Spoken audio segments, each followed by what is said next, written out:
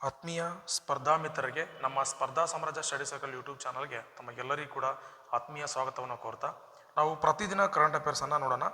ಇವತ್ತಿನ ಒಂದು ಕರೆಂಟ್ ಅಫೇರ್ಸನ್ನು ನೋಡೋದಕ್ಕಿಂತ ಮುಂಚಿತವಾಗಿ ಯಾರು ನಮ್ಮ ಚಾನಲನ್ನು ಸಬ್ಸ್ಕ್ರೈಬ್ ಮಾಡ್ಕೊಂಡಿಲ್ಲ ಸಬ್ಸ್ಕ್ರೈಬ್ ಮಾಡ್ಕೋರಿ, ಶೇರ್ ಮಾಡ್ಕೋರಿ ಅಂತ ಹೇಳ್ತಾ ಇವತ್ತಿನ ಒಂದು ತರಗತಿಯನ್ನು ಪ್ರಾರಂಭ ಮಾಡೋಣ. ಮಕ್ಕಳ ವ್ಯಾಕ್ಸಿನೇಷನ್ ಡಿಜಿಟಲ್ ಮೇಲ್ವಿಚಾರಣೆಗಾಗಿ ರೈಸ್ ಅಪ್ಲಿಕೇಶನ್ ಅನ್ನು ಯಾವ ರಾಜ್ಯ ಪರಿಚಯಿಸಿತು? ರಾಜಸ್ಥಾನ್, ಗುಜರಾತ್, ಮಹಾರಾಷ್ಟ್ರ, ಉತ್ತರ ಪ್ರದೇಶ. ಈ ಪ್ರಶ್ನೆಗೆ ಸೇರಿರ್ತಕ್ಕಂಥ ಉತ್ತರ ಯಾವುದು ಕೇಳಿದ್ರೆ ಅದು ಉತ್ತರ ಪ್ರದೇಶ ಅಂದರೆ. ಉತ್ತರ ಪ್ರದೇಶವು ತನ್ನ ರೋಗ ನಿರೋಧಕ ಕಾರ್ಯಕ್ರಮವನ್ನು ಹೆಚ್ಚಿಸಲು ಕ್ಷಿಪ್ರ ರೋಗ ನಿರೋಧಕ ಕೌಶಲ್ಯವರ್ಧನೆ ರೈಸ್ ಅಪ್ಲಿಕೇಶನ್ನ ಪರಿಚಯಿಸಿತು. ನಿಮ್ಮ ನೆನಪಿರಲಿ, ಇದು ಸೈನ್ಸ್ ಆ್ಯಂಡ್ ಟೆಕ್ ಕೇಳ್ತಕ್ಕಂಥ ಪ್ರಶ್ನೆಯಾಗಿದೆ. ಆಮೇಲೆ ಇ ಗವರ್ನೆನ್ಸ್ ಆ ರೂಪದಲ್ಲಿ ಕೇಳ್ತಕ್ಕಂಥ ಪ್ರಶ್ನೆಯನ್ನು ನಾವು ನೋಡ್ಬೋದು. ಯಾಕಂತ ಕೇಳಿದರೆ ರೈಸ್ ಅಂತೇಳಿ ಇತ್ತೀಚೆಗೆ ಇದು ಸುದ್ದಿಯಲ್ಲಿತಿ, ಇದು ಯಾವುದಕ್ಕೆ ಸಂಬಂಧಿಸಿದೆ ಅಂತ ಕೇಳ್ತಾರ. ಇದು ದಾದಿಯರು ಮತ್ತು ಸಹಾಯಕ ನರ್ಸ್ ಮಿಡ್ವೇಸ್ಗಳು ಅಂತ ಕರಿತೀವಿ. ಅಂದರೆ ANM ಕೋರ್ಸ್, ANM ಇರ್ತಾರಲ್ಲ ಅವರಿಗೆ. ಆರೋಗ್ಯ ಕಾರ್ಯಕರ್ತರಿಗೆ ದಿನನಿತ್ಯದ ಮಕ್ಕಳ ಲಸಿಕೆಗಳನ್ನು ಪರಿಣಾಮಕಾರಿಯಾಗಿ ಮೇಲ್ವಿಚಾರಣೆ ಮಾಡಲು ಮತ್ತು ನಿರ್ವಹಿಸಲು ಈ ಅಪ್ಲಿಕೇಶನನ್ನು ವಿನ್ಯಾಸಗೊಳಿಸಲಾಗಿದೆ. ಇದು ಲಸಿಕೆ ವ್ಯಾಪ್ತಿಯನ್ನು ಸುಧಾರಿಸಲು, ಲಸಿಕೆ ಸುರಕ್ಷತೆಯನ್ನು ಮೇಲ್ವಿಚಾರಣೆ ಮಾಡುವುದು ಮತ್ತು ಆರೋಗ್ಯ ವೃತ್ತಿಪರರಿಗೆ ನೈಜ ಸಮಯದ ನವೀಕರಣಗಳು ಮತ್ತು ಡಿಜಿಟಲ್ ತರಬೇತಿಯನ್ನು ನೀಡುವ ಮೂಲಕ ಲಸಿಕೆ ಹಿಂಜರಿಕೆಯನ್ನು ಕಡಿಮೆ ಮಾಡುವ ಗುರಿಯನ್ನು ಹೊಂದಿದೆ. ಈ ರೈಸ್ ಅಪ್ಲಿಕೇಶನನ್ನು ಆರಂಭದಲ್ಲಿ ಭಾರತದಾದ್ಯಂತ 181 ಜಿಲ್ಲೆಗಳಲ್ಲಿ ಪರೀಕ್ಷಿಸಲಾಯಿತು ಮತ್ತು ಈಗ ಉತ್ತರ ಪ್ರದೇಶದ ಎಲ್ಲ 75 ಜಿಲ್ಲೆಗಳಲ್ಲಿ ಇದನ್ನು ಏನು ಮಾಡೋದು ಕೇಳಿದ್ರೆ ಮಕ್ಕಳ ರೋಗ ನಿರೋಧಕ ಶಕ್ತಿಯನ್ನು ಸುಧಾರಿಸುವತ್ತ ಇದು ಮಹತ್ವದ ಒಂದು ಹೆಜ್ಜೆಯಾಗಿ ಇಡ್ತಕ್ಕಂಥದ್ದು. ಈಗ ಮುಂದಿನ ಪ್ರಶ್ನೆ ನೋಡೋಣ. ಮಹಿಳೆಯರ ಸುರಕ್ಷತೆ ಮತ್ತು ಘನತೆಯನ್ನು ಖಚಿತಪಡಿಸಿಕೊಳ್ಳಲು ಯಾವ ರಾಜ್ಯವು ಪ್ರಾಜೆಕ್ಟ್ ಹಿಫಾಜತ್ ಅನ್ನು ಪ್ರಾರಂಭಿಸಿತು? ಪಂಜಾಬ್, ಹರಿಯಾಣ, ಉತ್ತರ ಪ್ರದೇಶ, ರಾಜಸ್ಥಾನ್. ಈ ಪ್ರಶ್ನೆಗೆ ಸರಿಯತಕ್ಕಂಥ ಉತ್ತರ ನೋಡೋಣ. ಪಂಜಾಬ್ ಈ ಪ್ರಶ್ನೆಗೆ ಸರಿಯತಕ್ಕಂಥ ಉತ್ತರ. ಮಹಿಳೆಯರ ಸುರಕ್ಷತೆ ಮತ್ತು ಘನತೆಯನ್ನು ಖಚಿತಪಡಿಸಿಕೊಳ್ಳಲು ಪಂಜಾಬ್ ಸರ್ಕಾರವು ಪ್ರಾಜೆಕ್ಟ್ ಹಿಫಾಜತ್ ಅನ್ನು ಪ್ರಾರಂಭಿಸಿತು. ಇದು ಮಹಿಳೆ ಮತ್ತು ಮಕ್ಕಳ ಸಹಾಯವಾಣಿ ಮೂಲಕ 24x7 ಬೆಂಬಲವನ್ನು ನೀಡುವ ಮೂಲಕ ಹಿಂಸಾಚಾರದ ಬಲಿಪಶುಗಳಿಗೆ ಪ್ರತಿಕ್ರಿಯೆ ಕಾರ್ಯವಿಧಾನವನ್ನು ಬಲಪಡಿಸುವ ಗುರಿಯನ್ನು ಹೊಂದಿದೆ. ದೌರ್ಜನ್ಯವನ್ನು ವರದಿ ಮಾಡುವ ಬಗ್ಗೆ ಮಹಿಳೆಯರಲ್ಲಿ ಭಯವನ್ನು ತೊಡೆದುಹಾಕಲು ಮತ್ತು ಬಲಿಪಶುಗಳಿಗೆ ಸಹಾಯ ಮಾಡುವಲ್ಲಿ ತೊಡಗಿರತಕ್ಕಂತಹ ಪೊಲೀಸರು ಮತ್ತು ಏಜೆನ್ಸಿಗಳ ನಡುವಿನ ಸಮನ್ವಯವನ್ನು ಸುಗಮಗೊಳಿಸಲು ಈ ಉಪಕ್ರಮವನ್ನು ಪ್ರಯತ್ನಿಸುತ್ತಿದೆ. ಈಗ ಮುಂದಿನ ಪ್ರಶ್ನೆ ನೋಡೋಣ. ಮುಖ್ಯಮಂತ್ರಿ ಯುವ ಉದ್ಯಮಿ ವಿಕಾಸ್ ಅಭಿಯಾನದ ಅಡಿಯಲ್ಲಿ ಜಂಟಿ ಕ್ರೆಡಿಟ್ ಶಿಬಿರವನ್ನು ಯಾವ ರಾಜ್ಯದ CM ಪ್ರಾರಂಭಿಸಿರು ಅಂತ ಕೇಳ್ತಾರೆ? ಬಿಹಾರ್, ಮಧ್ಯಪ್ರದೇಶ್, ಉತ್ತರ ಪ್ರದೇಶ್, ರಾಜಸ್ಥಾನ್. ಹೌದಾ? ಇದಕ್ಕೆ ಉತ್ತರ ಪ್ರದೇಶ ಸರಿಯತಕ್ಕಂಥ ಉತ್ತರ.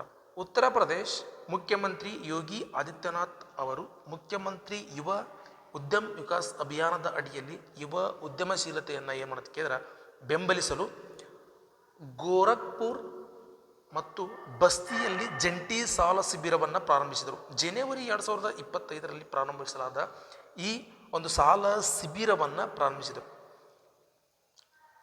ಈ ಸಾಲ ಯೋಜನೆಯ ಯುವ ಉದ್ಯಮಿಗಳ ಸಬಲೀಕರಣಗೊಳಿಸುವ ಗುರಿಯನ್ನು ಹೊಂದಿದೆ. ಈಗಾಗಲೇ 2,05,000 ಅರ್ಜಿಗಳನ್ನು ಸ್ವೀಕರಿಸಿದ್ದು 24,000 ಅರ್ಜಿದಾರರಿಗೆ 931 ಕೋಟಿ ರೂಪಾಯಿ ಸಾಲಗಳನ್ನು ಅನುಮೋದಿಸಲಾಗಿದೆ.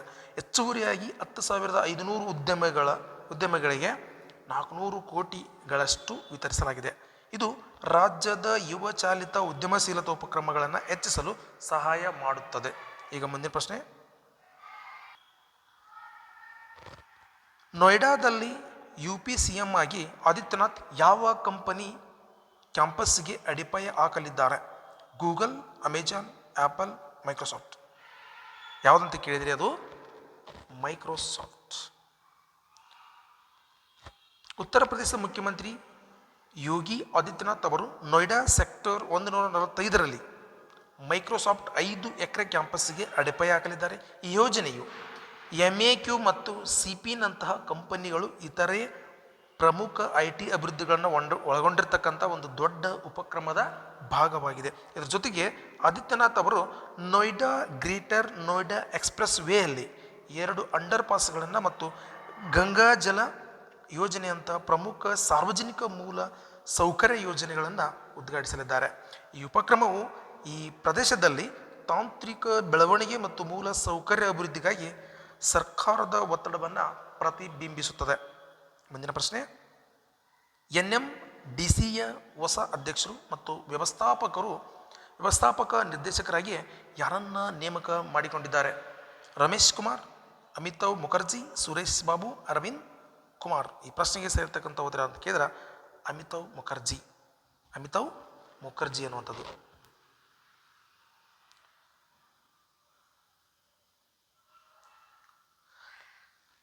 ರಾಷ್ಟ್ರೀಯ ಖನಿಜ ಅಭಿವೃದ್ಧಿ ನಿಗಮ NMDC ಹೊಸ ಅಧ್ಯಕ್ಷರು ಮತ್ತು ವ್ಯವಸ್ಥಾಪಕ ನಿರ್ದೇಶಕರಾಗಿ ಅಮಿತಾವ್ ಮುಖರ್ಜಿ ಅವರನ್ನು ನೇಮಕ ಮಾಡಲಾಗಿದೆ. ಇದು ಮಾರ್ಚ್ 6, 2026ರಿಂದ ಜಾರಿಗೆ ಬರ್ತದೆ.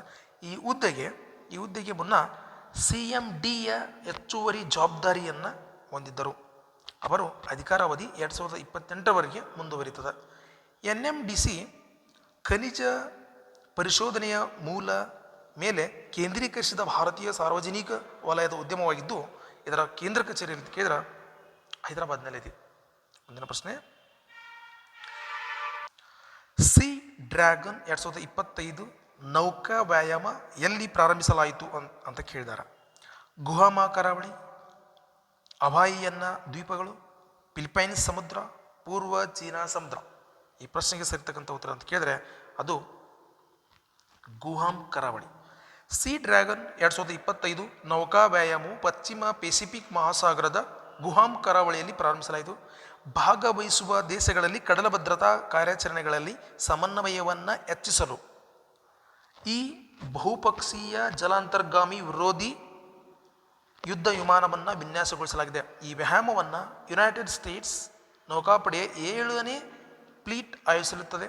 ಭಾರತೀಯ ನೌಕಾಪಡೆಯ ಜಪಾನ್ ಕಡಲ ಸಂರಕ್ಷಣೆ, ರಾಯಲ್ ಆಸ್ಟ್ರೇಲಿಯನ್ ವಾಯುಪಡೆ RAF ಮತ್ತು ಕೊರಿಯಾ ಗಣರಾಜ್ಯ ನೌಕಾಪಡೆ ROKN ಒಳಗೊಂಡಿರ್ತದೆ. ಈ ವ್ಯಾಯಾಮವು ಪ್ರಾಥಮಿಕ ಉದ್ದೇಶ ಏನಪ್ಪ ಅಂತ ಕೇಳಿದ್ರೆ ಜಲ ಅಂತರ್ಗಾಮಿ ವಿರೋಧಿ ತಂತ್ರಗಳನ್ನು ಸುಧಾರಿಸುವುದು, ಭಾಗವಹಿಸುವ ರಾಷ್ಟ್ರಗಳಲ್ಲಿ ಉತ್ತಮ ರಕ್ಷಣಾ ಸಿದ್ಧತೆ ಮತ್ತು ಸಹಯೋಗವನ್ನು ಅಭಿವೃದ್ಧಿಪಡಿಸುವುದು. ಫೆಡರಲ್ ಬ್ಯಾಂಕಿನ ಮೊದಲ ಬ್ರಾಂಡ್ ಅಂಬಾಸಡರ್ ಆಗಿ ಯಾರನ್ನು ನೇಮಿಸಲಾಗಿದೆ? ವಿದ್ಯಾ ಬಾಲನ್, ಪ್ರಿಯಾಂಕಾ ಚೋಪ್ರಾ, ದೀಪಿಕಾ ಪಡುಕೋಣೆ, ಕರೀನಾ ಕಪೂರ್. ಯಾರಂತ ಕೇಳಿದ್ರೆ ಅದು ವಿದ್ಯಾ ಬಾಲನ್ ಅವರನ್ನು ಫೆಡರಲ್ ಬ್ಯಾಂಕಿನ ಮೊದಲ ಬ್ರ್ಯಾಂಡ್ ರಾಯಭಾರಿಯಾಗಿ ನೇಮಿಸಲಾಗಿದೆ. ಇದು ಬ್ಯಾಂಕಿನ ಬ್ರ್ಯಾಂಡ್ ವಿಕಸನದಲ್ಲಿ ಒಂದು ಪ್ರಮುಖ ಹೆಜ್ಜೆಯಾಗಿದೆ. ಈ ಪಾಲುದಾರಿಕೆಯು ವಿವಿಧ ಭೌಗೋಳಿಕತೆಗಳು, ಲಿಂಗಗಳು ಮತ್ತು ತಲೆಮಾರುಗಳು ಸೇರಿದಂತೆ ವ್ಯಾಪಕ ಶ್ರೇಣಿಯ ಜನಸಂಖ್ಯಾಶಾಸ್ತ್ರದೊಂದಿಗೆ ಸಂಪರ್ಕ ಸುಧಾರಿಸುವ ಗುರಿಯನ್ನು ಹೊಂದಿದೆ. ಇದು ಬ್ಯಾಂಕಿನ ಮಾರುಕಟ್ಟೆ ಉಪಸ್ಥಿತಿ ಪರಿವರ್ತಿಸುವ ಕಾರ್ಯತಂತ್ರದ ಭಾಗವಾಗಿದೆ. ಕೇರಳದ ಅಲ್ವಾದಲ್ಲಿ ಪ್ರಧಾನ ಕಚೇರಿಯನ್ನು ಇದು ಹೊಂದಿರುತ್ತದೆ. ಇನ್ನು ಭಾರತೀಯ ಖಾಸಗಿ ವಲಯದ ಬ್ಯಾಂಕ್ ಆಗಿದ್ದು, ವಿದ್ಯಾ ಬಾಲನ್ ಅವರೊಂದಿಗೆ ಸಹಯೋಗವು ಕೂಡ ಬ್ಯಾಂಕಿನ ಇಮೇಜನ್ನು ಹೆಚ್ಚಿಸಲು ಮತ್ತು ವಿಶಾಲ ಪ್ರೇಕ್ಷಕರನ್ನು ಆಕರ್ಷಿಸಲು ಸಹಾಯ ಮಾಡುತ್ತದೆ. ಮುಂದಿನ ಪ್ರಶ್ನೆ, C2 ಸಾಮರ್ಥ್ಯದಲ್ಲಿ ವಿಶ್ವದ 2ನೇ ಅತಿ ವೇಗವಾಗಿ ಬೆಳೆಯುತ್ತಿರುವ ವಿಮಾನಯಾನ ಸಂಸ್ಥೆ ಯಾವುದು ಅಂತ ಕೇಳಿದರೆ Qatar Airways, Emirates, IndiGo, Air India. ಯಾವಂತ ಕೇಳಿದ್ರೆ ಅದು ಇಂಡಿಗೋ ಏರ್ಲೈನ್ಸ್ ಸೀಟ್ ಸಾಮರ್ಥ್ಯದ ವಿಷಯದಲ್ಲಿ ವಿಶ್ವದ 2ನೇ ಅತ್ಯಂತ ವೇಗವಾಗಿ ಬೆಳೆಯುತ್ತಿರುವ ವಿಮಾನಯಾನ ಸಂಸ್ಥೆಯಾಗುವ ಮೈಲುಗಲ್ಲನ್ನು ಇದೇನು ಮಾಡುತ್ತೆ ಕೇಳಿದ್ರೆ ಸಾಧಿಸಿದೆ. ವರ್ಷದಿಂದ ವರ್ಷಕ್ಕೆ 10.1ರಷ್ಟು ಬೆಳವಣಿಗೆಯೊಂದಿಗೆ 2024ರಲ್ಲಿ ಒಟ್ಟು 134.9 ಮಿಲಿಯನ್ ಸೀಟುಗಳನ್ನು ತಲುಪಿದೆ. ಈ ಬೆಳವಣಿಗೆಯು ಇಂಡಿಗೋವನ್ನು ಕತಾರ್ ಏರ್ವೇಸ್ಗಿಂತ ಸ್ವಲ್ಪ ಹಿಂದಕ್ಕೆ ಏರಿಸಿದೆ. ಇದು 10.4ರಷ್ಟು ಸ್ವಲ್ಪ ಹೆಚ್ಚಿನ ಬೆಳವಣಿಗೆಯನ್ನು ದಾಖಲಿಸಿದೆ. ಇಂಡಿಗೋದಲ್ಲಿ ವಿಸ್ತರಣೆಯು ಅದರ ಆಕ್ರಮಣಕಾರಿ ಬೆಳವಣಿಗೆಯ ತಂತ್ರವನ್ನು ಪ್ರತಿಬಿಂಬಿಸುತ್ತದೆ. ಇದು ದೇಶೀಯ ಮತ್ತು ಅಂತಾರಾಷ್ಟ್ರೀಯ ಬೇಡಿಕೆಯನ್ನು ಹೆಚ್ಚಿಸುತ್ತದೆ. ವಿಮಾನಯಾನ ಸಂಸ್ಥೆಯ ಹಾರಾಟದ ಆವರ್ತನದಲ್ಲಿ ಗಮನಾರ್ಹ ಬೆಳವಣಿಗೆಯನ್ನು ಕಂಡಿದೆ ಮತ್ತು ಭವಿಷ್ಯದ ವಿಸ್ತರಣಾ ಯೋಜನೆಗಳನ್ನು ಬೆಂಬಲಿಸಲು ಹೆಚ್ಚಿನ ಸಂಖ್ಯೆಯನ್ನು ಹೊಸ ಏರ್ವೇಸ್ ಏನು ಮಾಡೋದು ಕೇಳಿದ್ರೆ ವಿಮಾನಗಳು ಪಡೆದುಕೊಂಡಿವೆ. ಇಸ್ರೇಲ್ನ ಹೊಸ ಮುಖ್ಯಸ್ಥರಾಗಿ ಯಾರನ್ನು ನೇಮಿಸಲಾಗಿದೆ? ಅವೀವ್ ಕೋಚಾವಿ, ಇಯಾಲ್ ಜಮೀರ್, ಅರ್ಜಿ ಎಲೆವಿ, ಬೆಂಜಮಿನ್ ನೆತನ್ಯಾಹು. ಇದಕ್ಕೆ ಸರಿಯಾಗಿರ್ತಕ್ಕಂಥ ಉತ್ತರ ಅಂತ ಕೇಳಿದ್ರೆ ಇಯಾಲ್ ಜಮೀರ್. ದೇಶದ ಮಿಲಿಟರಿ ಇತಿಹಾಸದ ನಿರ್ಣಾಯಕ ಕ್ಷಣದಲ್ಲಿ ಇಯಾಲ್ ಜಮೀರ್ ಅವರನ್ನು ಇಸ್ರೇಲ್ನ ಹೊಸ ಮುಖ್ಯಸ್ಥರನ್ನಾಗಿ ನೇಮಿಸಲಾಗಿದೆ. ಅಕ್ಟೋಬರ್ 7, 2023ರಂದು ಹಮಾಸ್ ದಾಳಿಯ ನಂತರ ರಾಜೀನಾಮೆ ನೀಡಿದ್ದ ಲೆಫ್ಟಿನೆಂಟ್ ಜನರಲ್ ಅರ್ಜಿ ಎಲೇವಿ ಅವರ ಉತ್ತರಾಧಿಕಾರಿಯಾಗಿ ಇವರು ನೇಮಕಗೊಂಡಿದ್ದಾರೆ. ಮಿಲಿಟರಿ ನಾಯಕತ್ವದಲ್ಲಿ ವ್ಯಾಪಕ ಅನುಭವ ಹೊಂದಿರತಕ್ಕಂಥ ಮಾಜಿ ಟ್ಯಾಂಕ್ ಕಮಾಂಡರ್ ಜಮೀರ್ ಹಮಾಸ್ ಮತ್ತು ಇರಾನ್ ವಿರುದ್ಧ ಇಸ್ರೇಲಿನ ಮಿಲಿಟರಿ ಪ್ರಯತ್ನಗಳನ್ನು ಮುನ್ನಡೆಸುವ ನಿರೀಕ್ಷೆ ಇದೆ. ಅವರ ಹಿಂದಿನ ಪಾತ್ರಗಳಲ್ಲಿ ಸದರ್ನ್ ಕಮಾಂಡ್ ಮುಖ್ಯಸ್ಥರಾಗಿ, ಡೆಪ್ಯೂಟಿ ಚೀಫ್ ಆಫ್ ಸ್ಟಾಫ್ ಆಗಿ ಸೇವೆ ಸಲ್ಲಿಸಲಾಗಿದೆ. ಜಮೀರ್ ತಮ್ಮ ಕಠಿಣ ಮಿಷನ್ ಆಧಾರಿತ ನಾಯಕತ್ವದಲ್ಲಿ ಶೈಲಿ ಮತ್ತು ಇಸ್ರೇಲ್ ಬದ್ಧತೆಯನ್ನು ಖಾತ್ರಿಪಡಿಸುವತ್ತ ಗಮನಿಸುವುದಕ್ಕೆ ಹೆಸರುವಾಸಿಯಾಗಿದ್ದಾರೆ. ಮುಂದಿನ ಪ್ರಶ್ನೆ, ಪ್ರತಿ ವರ್ಷ ಅಂತಾರಾಷ್ಟ್ರೀಯ ಮಹಿಳಾ ದಿನವನ್ನು ಯಾವಾಗ ಆಚರಿಸಲಾಗುತ್ತದೆ? March 7, March 8, March 9, March 10. ಪ್ರಶ್ನೆಗೆ ಸೇರ್ತಕ್ಕಂಥ ಉತ್ತರ ಮಾರ್ಚ್ 8. ವಿವಿಧ ಕ್ಷೇತ್ರಗಳಲ್ಲಿ ಮಹಿಳೆಯರ ಸಾಧನೆ ಮತ್ತು ಕೊಡುಗೆಗಳನ್ನು ಗೌರವಿಸಲು ಪ್ರತಿ ವರ್ಷ ಮಾರ್ಚ್ 8ರಂದು ಅಂತಾರಾಷ್ಟ್ರೀಯ ಮಹಿಳಾ ದಿನವನ್ನು ಆಚರಿಸಲಾಗುತ್ತದೆ. ಇದು ಲಿಂಗ ಸಮಾನತೆ, ಮಹಿಳಾ ಹಕ್ಕುಗಳು ಮತ್ತು ಸಬಲೀಕರಣವನ್ನು ಗುರುತಿಸುವ ದಿನವಾಗಿದೆ. 2025ರಲ್ಲಿ ಅಂತಾರಾಷ್ಟ್ರೀಯ ಮಹಿಳಾ ದಿನವನ್ನು ಮಾರ್ಚ್ 8 ಶನಿವಾರ ಆಚರಿಸಲಾಗುತ್ತದೆ. ಈ ದಿನವು ಲಿಂಗ ಸಮಾನತೆ ಅಗತ್ಯತೆಯನ್ನು ಒತ್ತಿ ಹೇಳುತ್ತದೆ ಮತ್ತು ಜಾಗತಿಕವಾಗಿ ಮಹಿಳಾ ಹಕ್ಕುಗಳು ಮತ್ತು ಅವಕಾಶಗಳಿಗಾಗಿ ಪ್ರತಿಪಾದಿಸುತ್ತದೆ. ಪ್ರಪಂಚಾದ್ಯಂತ ಮಹಿಳೆಯರಿಗೆ ಸಮಾನ ಅವಕಾಶಗಳನ್ನು ಸುಧಾರಿಸುವತ್ತ ಪ್ರಗತಿಯನ್ನು ವೇಗಗೊಳಿಸಲು ಇದು ಜ್ಞಾಪನೆಯಾಗಿಯೂ ಕೂಡ ಕಾರ್ಯನಿರ್ವಹಿಸುತ್ತದೆ.